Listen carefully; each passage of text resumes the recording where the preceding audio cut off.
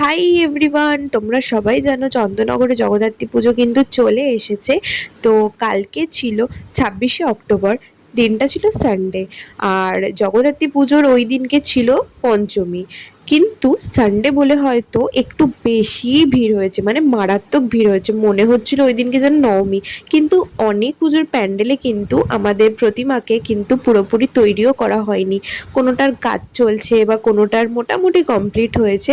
কিন্তু তবুও আমরা, যেহেতু সানডে ছিল আর আমরা ছুটি পাবো না, সেই কারণে আমরা সবাই মিলে ওই দিনকেই ঠাকুর দেখতে চলে গেছিলাম। মোটামুটি অনেক কটা প্যান্ডেলই কিন্তু দেখতে পেরেছি, আর অনেক কটা প্রতিমাই মোটামুটি তৈরি হয়ে গেছে। তোমরা যারা ষষ্ঠী যাচ্ছ তারা তো ভালোভাবে ঠাকুর দেখতে পারবে।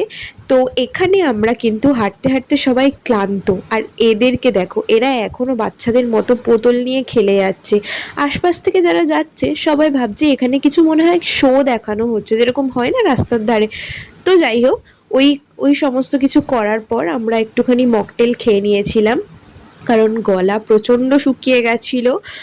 আর তারপর সেখান থেকে আমরা চলে গেছিলাম একটু চন্দননগর স্ট্যান্ডে। সেইখান থেকে ডিরেক্ট হাঁটতে হাঁটতে আমরা চলে গেছিলাম বাগবাজার। আর তোমরা সবাই জানো বাগবাজারের লাইটিং কিন্তু ভীষণ ফেমাস। তো এইবারও দারুণ লাইটিং করেছে। তো চলো এখন বাড়ি ফেরার পালা। আজকের মতো বাই।